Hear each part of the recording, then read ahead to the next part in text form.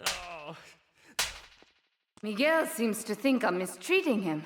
Still, he's revealed the extent to which Catalina fears your quest for revenge. She has 3 death squads dotted around Liberty, whose sole job is to hunt you down. Act as the bait and get the death squads to follow you to Pike Creek, where some of my men will be waiting for them. Ah! Ah!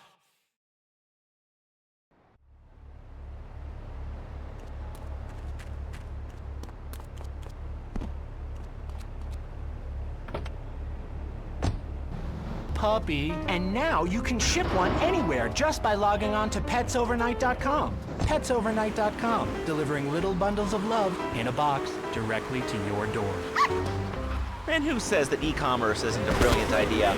All right, speaking of brilliant, you're listening to Chatterbox with me, Laszlo. Let's go over here to the phones and see what's plaguing Liberty City. Oh, caller, you're on the air. Wow, I got through.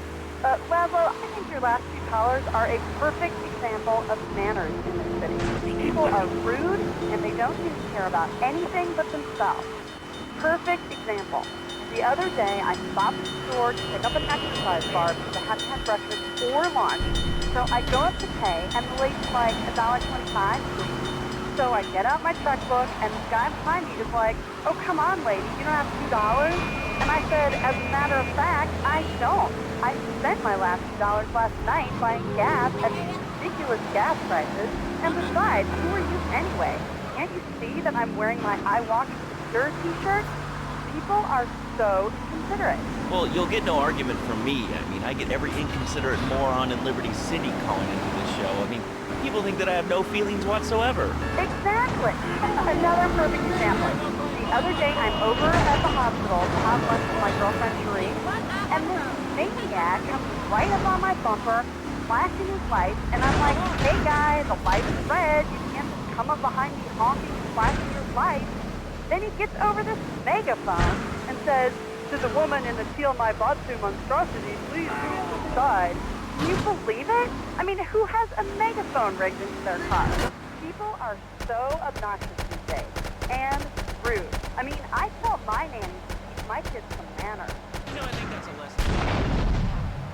Caller, you're on Chatterbox. Hello, Laszlo. Did that woman say she was a nanny? Because Freddy needs a nanny because he's been a very naughty boy. No nannies.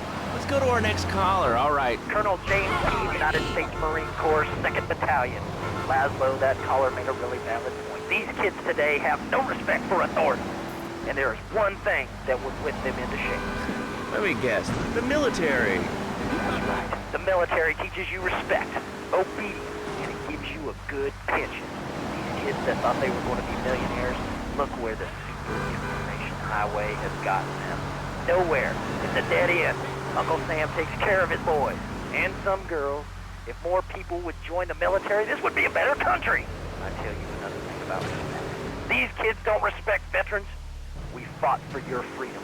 When I came back from the Australian-American War, I didn't get a hero's token. I didn't get a pat on the back from my friends and neighbors saying, thanks for fighting for our freedom, Jane. And after years of fighting in the trenches, I come back here and everyone's watching TV. Now, can you tell me what this Australian-American War was? I mean, I really never heard of it. God, not another one. Have you read a history book lately, son? The Australian-American War was the biggest war since the big one. I tell you, I didn't do 2 tours to take boomerang shrapnel. Denied history.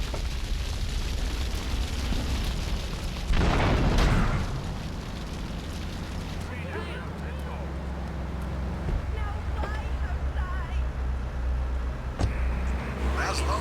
Yes, it is. Who's this? My name ain't important. It's real unimportant, okay?